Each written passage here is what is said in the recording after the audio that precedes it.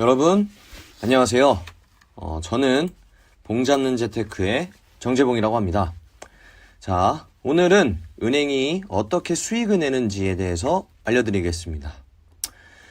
우리에게 가장 익숙한 3대 금융기관이고 돈이 생기거나 돈이 필요할 때 가장 먼저 찾는 곳이죠. 어디일까요? 예, 맞습니다. 바로 은행입니다.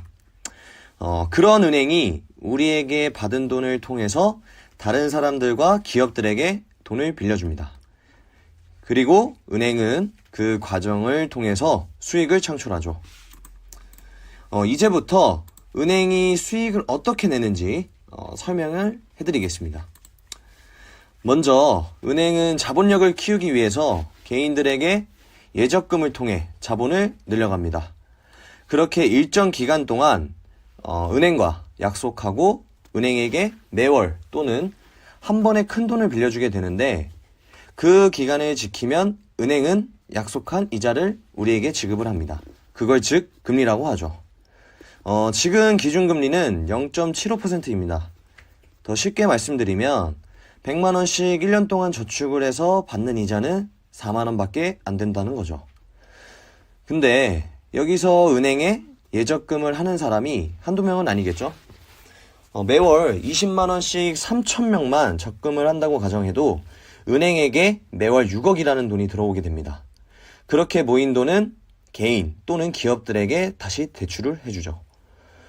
우리가 은행에 1년 동안 돈을 저축해서 받는 이자는 평균 1에서 2% 정도 하고요.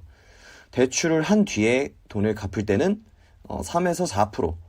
그럼 그 사이에서 은행은 약 2%의 이자를 먹게 되는 겁니다. 은행은 이렇게 수익을 내요. 이걸 예대마진이라고 하죠. 사전적 정의로는 대출금리에서 예금금리를 뺀 차이라고 보시면 됩니다.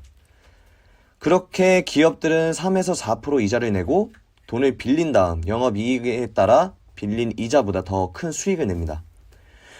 근데 은행저축을 하는 우리는 확정적으로 0.75%에서 1% 이자밖에 못 받습니다.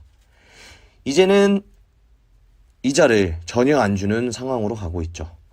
그럼 여기서 우리가 생각을 전환해 봐야 되는 타이밍입니다. 은행에 예적금을 하지 않고 은행에 주식을 사면 어떨까요? 아니면 은행에게 돈을 빌리는 기업들의 주식을 사면 어떨까요?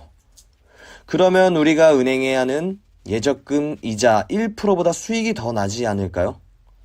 이렇게 재테크를 하시면 은행에 저축을 하는 속도보다 더 빠르지 않을까요? 근데 여기서 더 중요한 건 이게 아닐까 생각합니다. 다른 사람과 똑같은 시간과 돈을 투자했는데 내 옆 사람이 나보다 더 많은 이익을 보면 억울하지 않을까요? 다음에는 어느 곳에 안전하게 투자를 하면 좋을지에 대해서 한번 같이 공유를 해보겠습니다.